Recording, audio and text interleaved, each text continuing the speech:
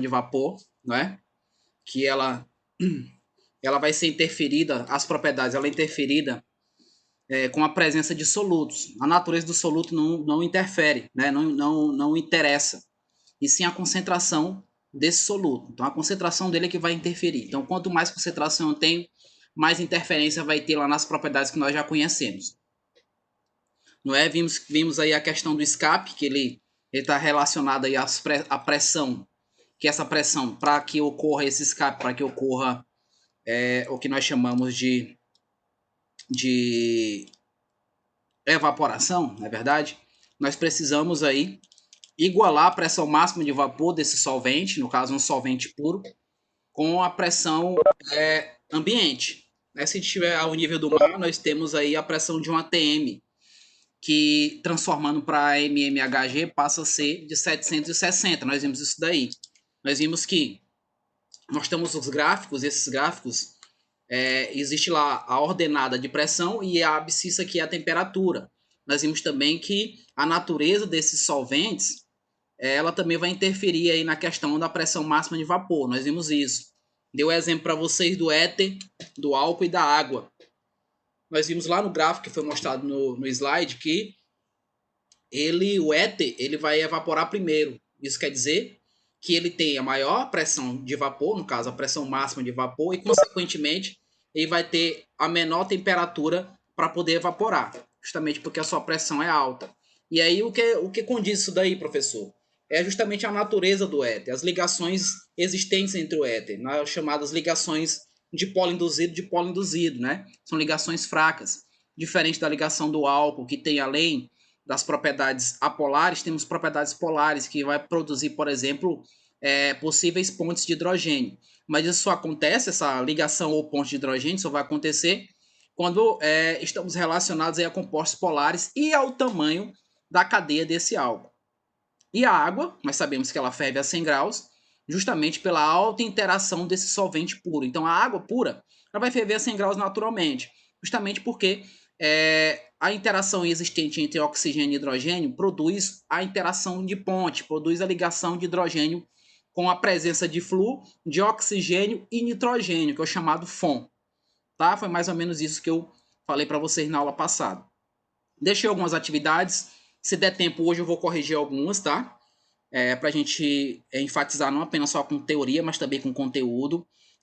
Enfatizando para vocês que a parte quantitativa também vou trabalhar, vou iniciar hoje, mas eu não vou trabalhar diretamente em avaliação. Na avaliação eu vou utilizar muito mais a parte teórica e tudo mais do que nós trabalhamos aí nessas nossas aulas remotas. Tudo bem? Alguma pergunta, algum questionamento, alguma dúvida? Alguma? Lembrando que essa aula está sendo gravada. Vou colocar na sala de aula, tá? Vou colocar ela na sala de aula e aí vocês podem pegar, caso tenha alguma dúvida, alguma questão de resolução, enfim, né, para a gente poder ter aí as interações diretas. Então, tudo isso daí que eu já falei para vocês, do slide. Tá todo mundo vendo o slide aí, tá? Tá normal? Demos alguns exemplos, vimos a questão do diagrama de fase, né? Paramos bem aqui, se eu não me engano, na panela de pressão, não foi? Pela questão do aumento de pressão no sistema. Então, se eu aumento a pressão, aumenta a temperatura, então na panela de pressão ela vai cozinhar o alimento a 120 graus, e é por isso que acelera esse processo. Utilizar a panela de pressão, ela tem essa condição de acelerar o cozimento dos alimentos mediante o aumento da pressão. Então, a pressão ela é diretamente proporcional à temperatura. Você não pode esquecer disso daí, não. Pressão é diretamente proporcional à temperatura. Quando eu falo de pressão, eu tenho que ver a questão das altitudes, que nós vimos também. Vimos que lá em São Paulo, por ser alto, a água vai ferver a 75 graus aproximadamente, né? Justamente pela altitude que ela tem. Porque lá em cima, quanto mais alto eu tenho, menor a pressão. E, consequentemente, se eu tenho menor pressão, eu vou ter que usar menor quantidade de energia para poder fazer com que esse solvente venha a ebulir, a entrar no estado de vapor. Tá ok? Falei da lei de Henry, que é justamente o conteúdo que nós tínhamos falado de concentrações, né? Que é a chamada mistura de gases em líquidos, onde ela também está relacionada com pressão e temperatura. Isso é para que vocês não esqueçam, tá?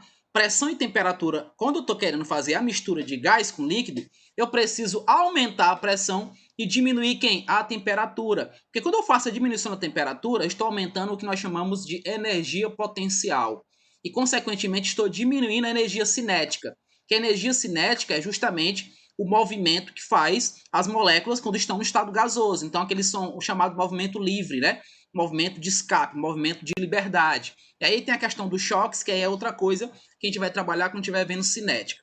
Tudo bem? Deixa eu prosseguir aqui, que eu preciso desenvolver um pouco mais. Nós paramos aqui nas pressões, tá? Vimos aí o comportamento do líquido. Inclusive, fizemos até uma questão, um exemplo, né?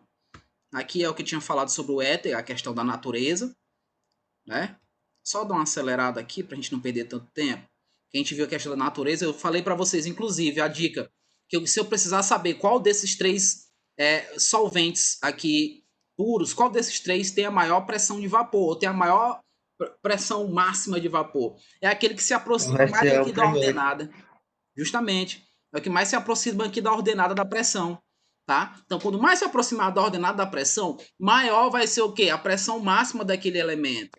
E, consequentemente, ele vai evaporar numa temperatura mais baixa. Olha aqui, ó. O éter está evaporando a 34,5 graus. Então, uma temperatura muito baixa em relação à da água, por exemplo, que é de 100 graus.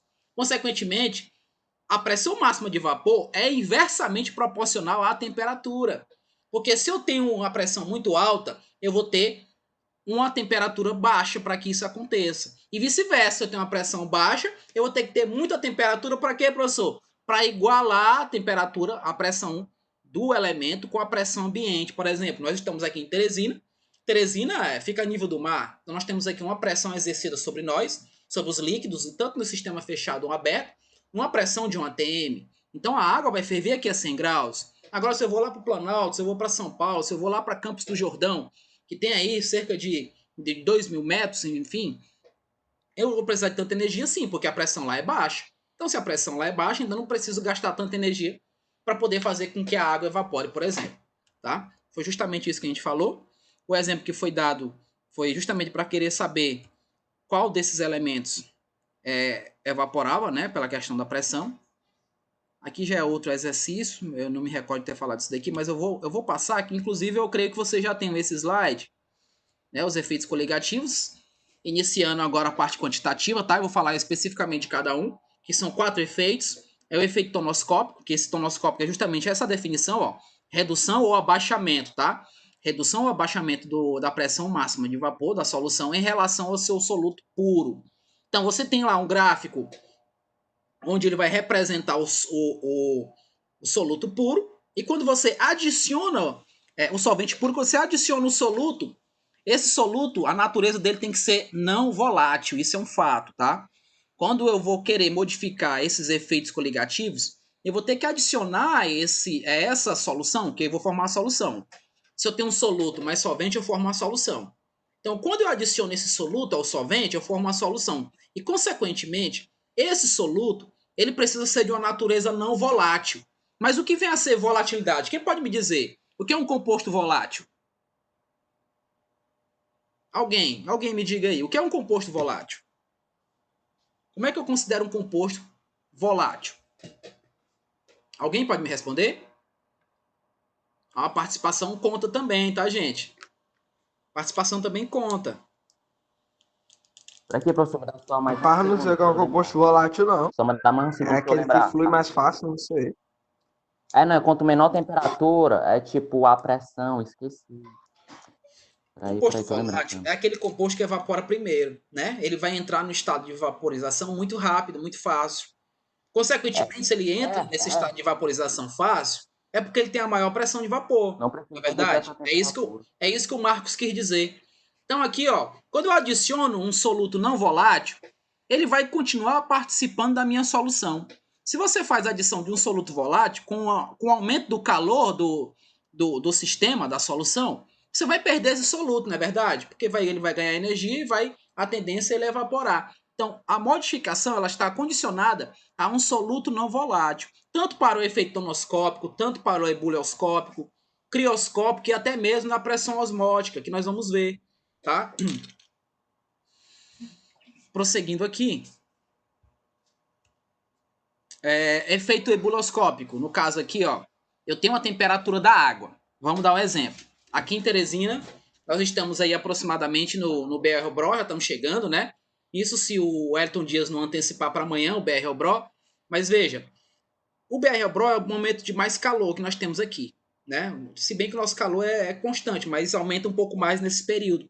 Então veja, quando você põe água para ferver, isso é natural, todo mundo já deve ter observado isso. Você pôs a água para ferver, você vai adicionar um soluto. Pode ser um sal, pode ser açúcar, pode ser o Nissimiojo, pode ser alguma coisa que você jogue na água e você vai notar que quando ela chegou na ebulição, ela começa a fumaçar, né? Começa a haver o desprendimento do gás, formação daquela fumaça.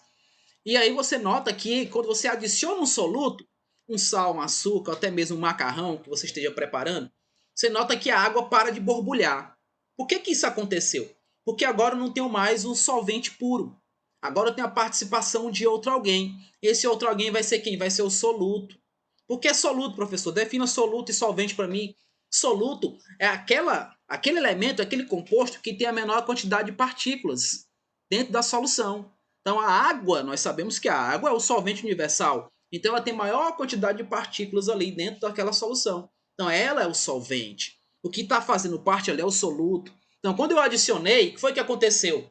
Eu aumentei a temperatura de ebulição daquela solução. Então se a água fervia a 100, ela vai ferver aí, dependendo do que eu adicionei, na verdade, né? Se for o sal, ela volta a ferver a 180. Então ela vai instantes depois que você adiciona esse soluto, ela vai voltar a ferver, porque eu já tenho temperatura lá, não é? Já tenho 100 graus. Então, para 180 é um pulo, né? Eu continuo com o fogo aceso. Então, para 180 eu vou chegar rapidinho e ela volta a borbulhar, né? Ela volta a ebulir. Então, esse é o procedimento aí chamado de ebulioscopia, que é o aumento do ponto de ebulição da solução quando eu adiciono quem? Um soluto não volátil. Vou sempre repetir isso para vocês. É a adição de soluto não volátil, ok? Quando a gente fala de efeito quioscópico, o procedimento é o mesmo. Se eu quero impedir, eu estou lá no Canadá, né, no período de frio do Canadá, que é cerca de menos 19, menos 20, né, o período mais frio, e eu quero impedir, gente, que a água do radiador do meu carro congele. Se eu sei que a água ela congela 0 graus e a minha temperatura está menos 20, vocês acham que você dando na chave vai funcionar o carro? Não vai. Por quê? Porque você esqueceu de assistir a aula de efeitos coligativos, de propriedades coligativas.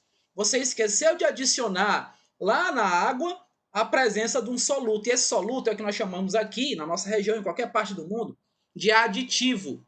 Esse aditivo que foi adicionado lá, ele vai impedir, ou seja, ele vai fazer o abaixamento, ele vai reduzir o ponto de congelamento. Se a água congela 0 grau, nesses países, quando se adiciona esse soluto não volátil, ele vai congelar a menos 30, menos 40. Tá? Ele vai impedir que ela congele. É o que acontece quando você quer deixar o refrigerante bem geladinho, né? Você coloca lá no freezer, você coloca o gelo, os refrigerantes embaixo, o que é que você faz? Joga sal. Né? Você jogou esse sal, aí você nota que o gelo vai derreter, mas a temperatura ali do sistema vai estar muito baixa. Né? Vai estar uma temperatura excelente para que o seu refrigerante fique bem geladinho, não é verdade? O que foi que aconteceu ali? Eu diminuí, eu reduzi o ponto de congelamento da água. Eu fiz com que ela diminuísse muito mais. Então, se ela congela 0 grau, ela vai congelar a menos 5, a menos 15, enfim. Vai depender do tipo de soluto que é utilizado. Diga. Diga, Marcos.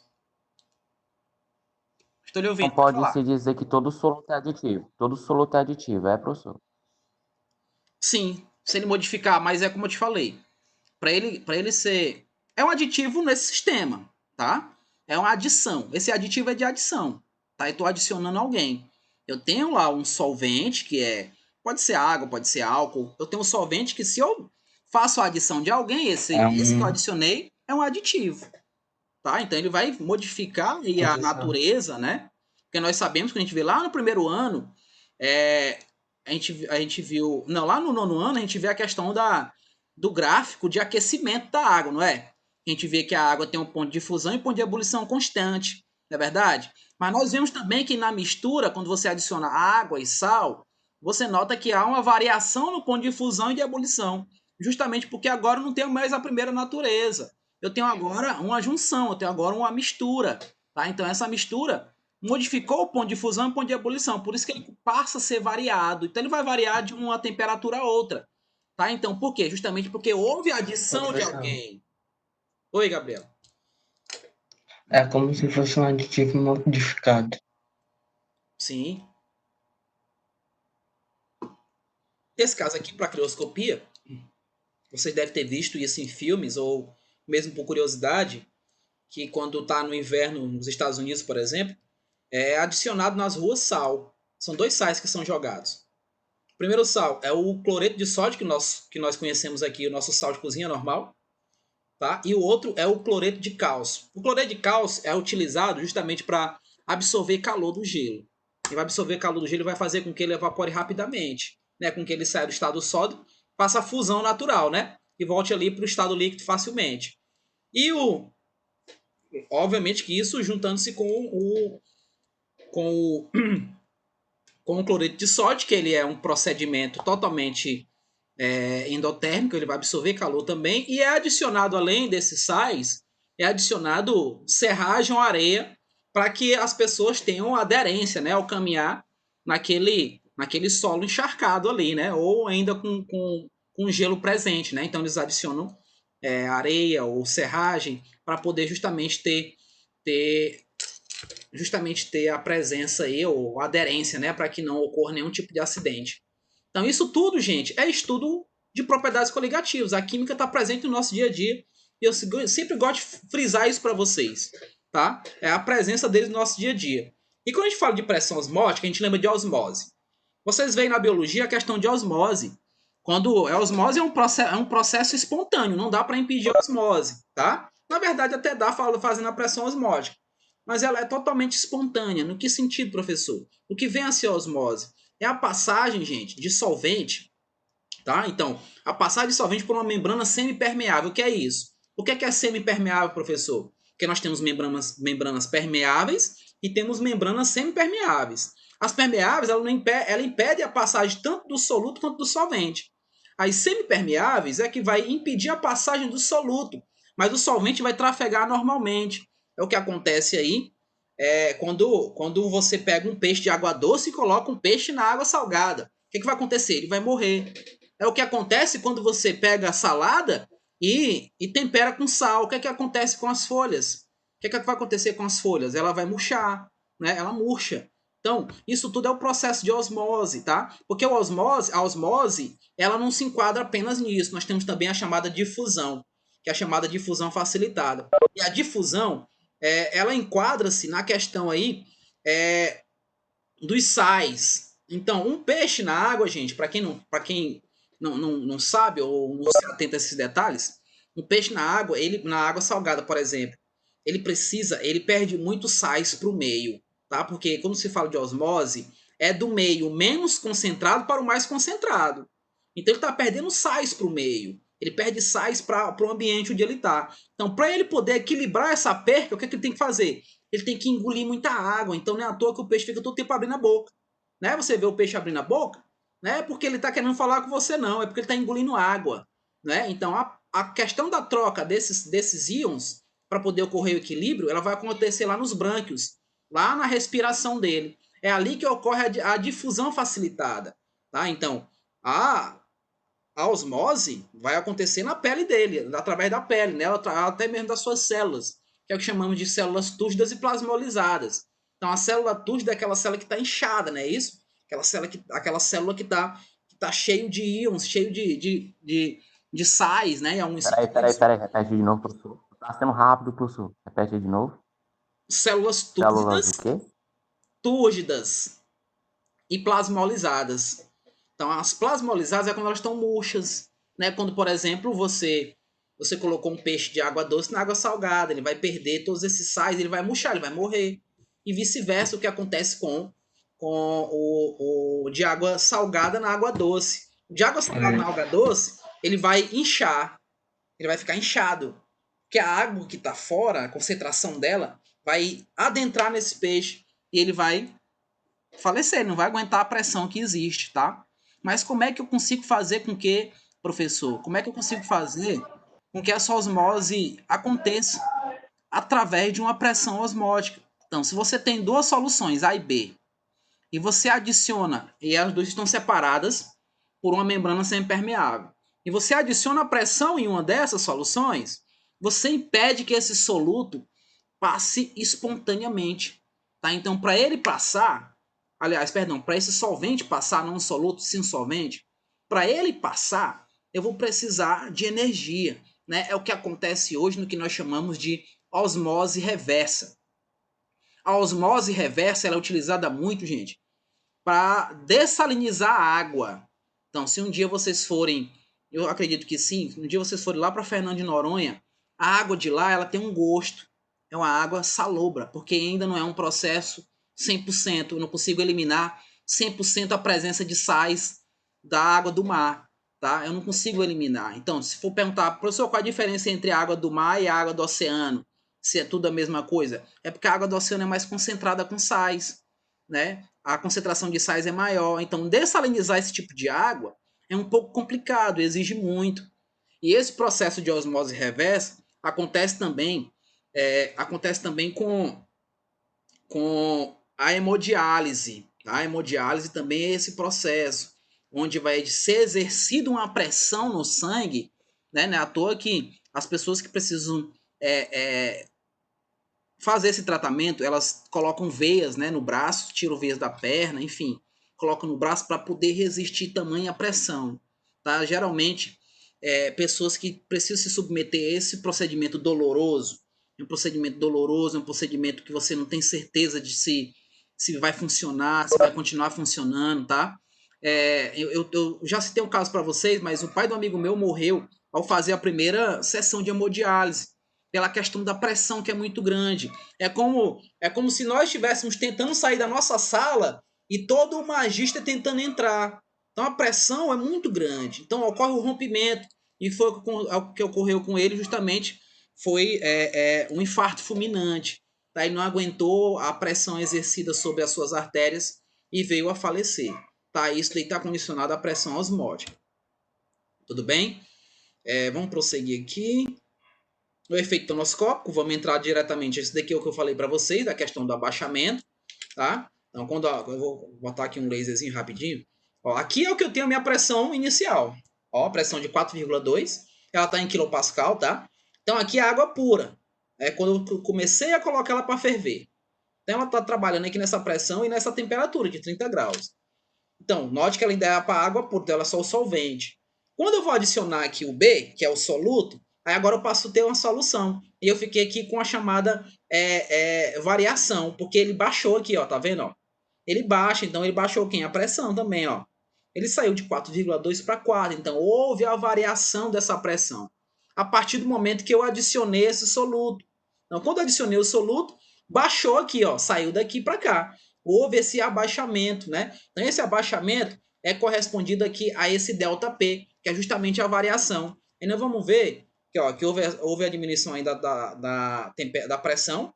E vocês notam que eu tenho uma pressão de 25 mmHg, a temperatura é a mesma, tá vendo? Ó, 25 graus.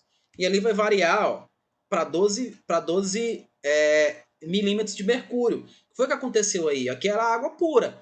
Aqui tá havendo desprendimento, né? Ó, a questão da quebra da molécula. A molécula vai se transformando aqui, né? Que eu até falei para vocês sobre a água, né? A pressão exercida na água e faz com que elas evaporem, né? Que é a chamada convecção. E aqui você vai notar que eu tenho agora a presença do soluto. O soluto que foi dado aqui foi o açúcar, né? No caso aqui, açúcar não, perdão, a glicose. O açúcar é a sacarose. Então a glicose agora faz parte do sistema, então agora tem uma solução. E aí eu modifiquei quem é a pressão. A pressão do escape foi modificada, diferente dessa daqui. Tá? Porque aqui é o que estava acontecendo naturalmente. Quando eu adicionei, eu fiz o abaixamento dessa temperatura lá. E, consequentemente, a minha pressão também baixou. Ok? Essa é a formulazinha que minhas crianças têm que ter na esse tá? Quando vocês se depararem com pressão máxima de vapor, o cálculo utilizado é esse cálculo aqui. Onde esse procedimento aqui, esse ΔP sobre P0, esse ΔP sobre P0 que vocês estão vendo aqui, é a chamada lei de Raoult, que é o chamado Raoult. Mas é Raoult que é pronunciado, tá?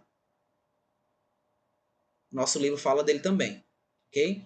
Mais ou menos isso, tá? É o Raul.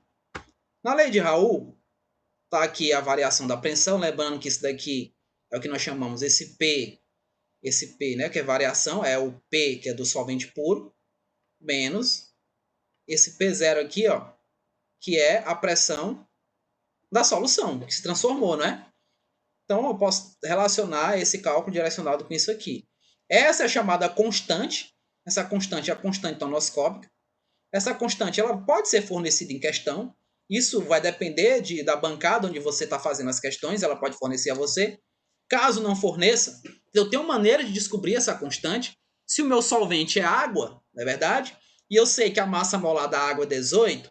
Professor, como é que eu sei que a massa molar da água é 18? Ora, você vai pegar a quantidade de hidrogênios, que não são 2, né? H2O. Então vai ser 2 vezes a massa do hidrogênio, mais a quantidade da massa do oxigênio, que só tem uma. Então, em 2 vezes 1 mais 16, que é a massa do oxigênio. Então, você vai ter aí 18 gramas por mol, que é a massa molar. Então, você pode, caso não seja fornecido na questão, calcular a massa molar do solvente, que seria o M2, dividido por 1000.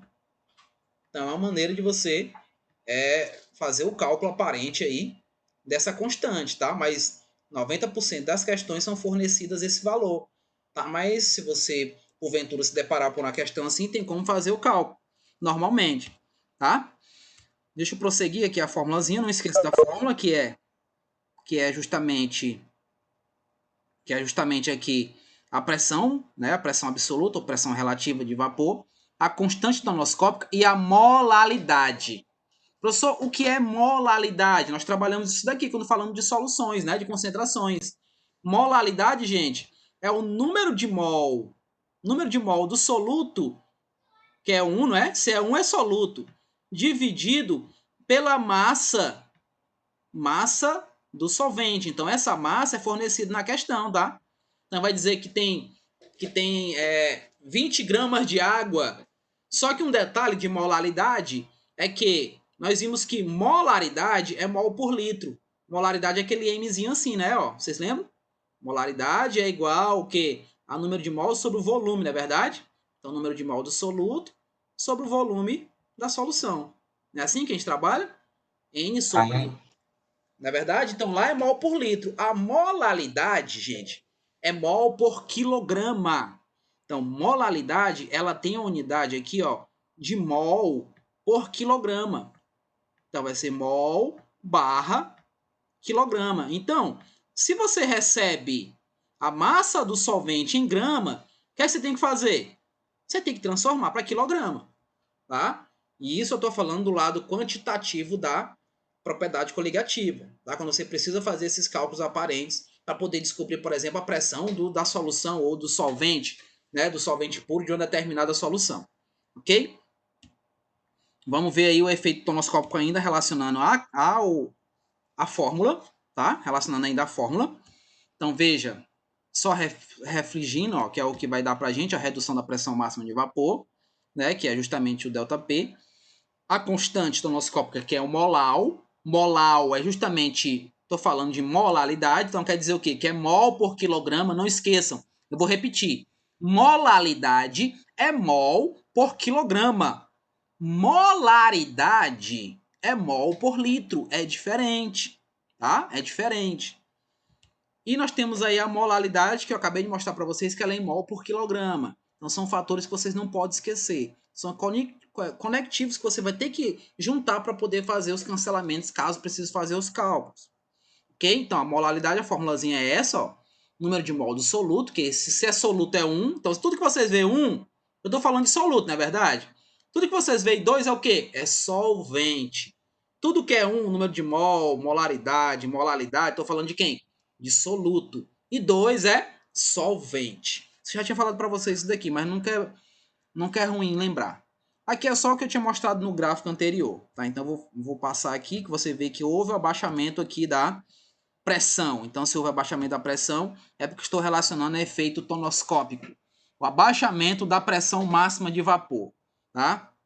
O abaixamento da pressão máxima de vapor.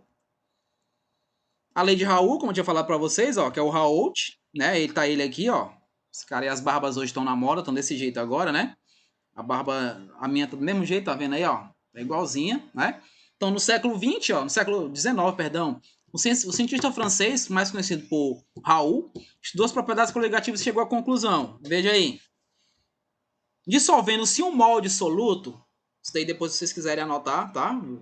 Ou tirar um print aí, não sei. Um molde soluto de qualquer soluto, não volátil, veja, ó. Não volátil e não iônico. Por que não iônico, professor? Porque, gente, quando vocês estão trabalhando, quando nós estamos trabalhando com solutos iônicos, nós temos que fazer a correção da presença desses íons. Como assim, professor? Eu preciso fazer um cálculo direcionado à quantidade de íons que vai ocorrer na chamada dissociação desse sal. Porque se eu tenho e misturo, por exemplo, o cloreto de cálcio com água, né? Então, eu vou quebrar a molécula. Eu quebro essa molécula, vai ficar o quê? Ca2+, mais 2Cl-, né? Que é o cloreto de cálcio.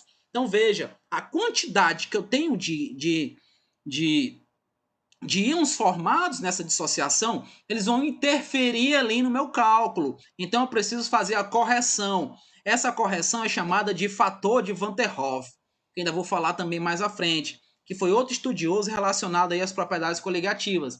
Então, aquela formulazinha que nós vimos lá de tonoscopia, que é o Kt vezes a molaridade, se eu tiver um soluto não volátil, mas iônico, eu vou ter que colocar esse fator, vou ter que multiplicar por I, que é o cálculo que eu vou mostrar para vocês mais à frente.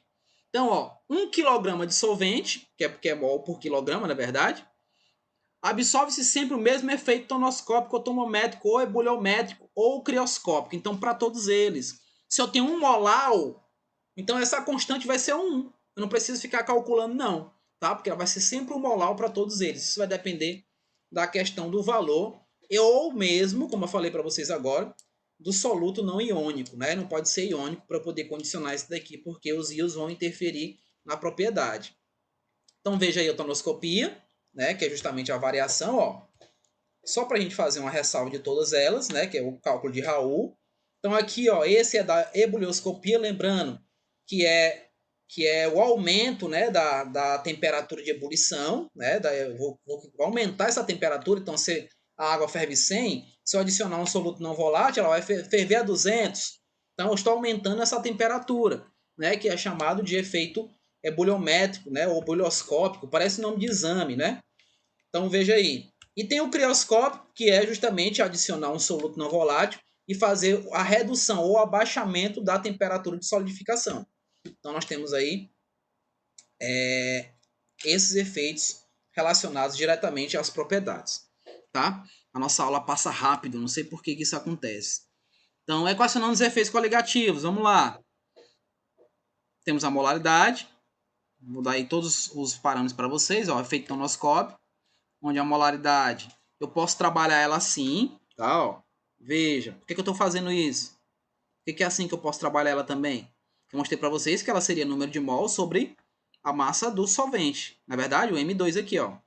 Foi isso que eu coloquei? Mas o que é o número de mol? O número de mol não é M1 sobre Mzão, que é justamente a amostra do soluto, na verdade, pela massa molar dele. Não é isso? Ela tá aqui, ó, tá vendo, ó? Tá vendo? Isso daqui é quem? É o número de mol. É o N, tá? E por que esse 1000, professor? Porque eu preciso fazer a correção. Se eu fornecer ele em grama, né? E 1 grama, 1 quilo vale quantos gramas? Vale 1000 gramas, né? Então eu posso fazer a correção fazendo essa multiplicação. Não tem problema não, tá? Você pode fazer direto assim, tranquilamente, caso você necessite fazer essa correção pelo fator do valor que tenha dado para você em grama. Tá lembrando que é mol por quilograma. Pode fazer direto, então, em número de mol. Isso, pode ser. Vai depender do teu tempo e da tua matemática, né? Porque vai multiplicar por 1000 aqui todo mundo, às vezes fica um número muito grande ou muito pequeno. Tem gente que tem certa dificuldade para trabalhar com esses valores. Tudo bem? Isso daí é a questão da molaridade, tá? O crioscópio vai funcionar do mesmo jeito. A diferença é que o crioscópio, a gente vai ver que também com a molaridade, ó, do mesmo jeito. A diferença deles é só aqui, ó, só nas constantes. E se eu quiser saber a temperatura, isso daqui é uma variação da temperatura. Então, eu tenho aqui a temperatura do solvente puro, né? Ó, menos o da solução. Quando eu adicionei aí eu fiz a adição do soluto. Então, por exemplo, a água ela ferve, ela congela a 0 grau, então eu sei esse valor aqui, ó. Então, o valor que você acha, você pode encontrar, por exemplo, a temperatura de congelamento de determinadas soluções, tá? Fazendo essa variação direta. Lembrando que essa constante também é fornecida, mas essa constante aqui, no caso, perdão, aqui é de ebulição. Mas essa constante que é o KE, esse E de ebulição, ele está relacionado a um negocinho que vocês veem na física hoje, que é o chamado calor latente de vaporização, que é o LV. Você deve ter visto isso com o Caio ou com o Christian, né? Que é o calor latente. Esse calor latente a questão vai fornecer, tá? Caso ela não te forneça direto esse KE, que é a constante. Tudo bem? A gente vai ver isso em cálculo, tá? Não se preocupe, não. E o último, que é a crioscópica, que vai ter a mesma formação, vai ter molaridade, né? Vai ter tudo direitinho. Deixa eu só apagar aqui para não ficar na frente a imagem. Então, a gente vai ver que essa constante aqui, ó, que é o Kc, que é a constante de congelamento, né, ou constante crioscópica, também está relacionada à molaridade. E agora, vocês viram que aqui seria o calor latente de vaporização. Aqui é o calor latente de congelamento ou de fusão, né? Calor latente de fusão, que seria o LF. Esse LF é fornecido na questão para vocês. Então, caso, volto a repetir, caso a questão não forme diretamente para a gente essas constantes, também nós podemos calcular. Se eu estou falando de vapores, eu estou falando de pressão, estou falando de constante dos gases. Então, lembra, a temperatura, gente, é fornecida para vocês em graus Celsius. Mas quando eu estou trabalhando diretamente com esses cálculos, eu preciso transformar a temperatura para Kelvin. Eu preciso transformar para Kelvin. Professor, como é que faz isso? Eu nunca aprendi. É fácil. Você vai pegar a temperatura Celsius que é fornecida para você, vai somar a 273. Aí você transforma para Kelvin. Lembrando que a constante dos gases, que é o R, é o valor de 0,082 mol, Kelvin, litros, mas você não precisa saber essa unidade, não. É outro valor que é fornecido para vocês. É que nem o 6,02 vezes 10 a 23 que você já conhece, que é o número de Avogadro. Então é uma constante, né? Então esses valores são fornecidos caso nós estejamos falando desses dois efeitos. O efeito ebuliométrico e o efeito criométrico, ok? Lembrando, Marcos, que a aula está sendo gravada, tá? Então não precisa se desesperar. Definição da constante, é o que eu tinha falado para vocês, ó. Veja, aqui é o Kt, a constante tonoscópica. Aqui, ó, é a massa molar do solvente dividido por 1000, caso a questão não forneça. Tudo bem? Então, é o Kt. Constante tonoscópica molar. Lembrando, ó, o Ke, olha o que eu falei para vocês do Ke, que é a constante ebulioscópica. Então, ó, tem a constante dos gases aqui, gente, ó, a constante dos gases. A temperatura em Kelvin elevado ao quadrado. Então, se for 25 mais 273, você vai somar e vai elevar ao quadrado essa temperatura.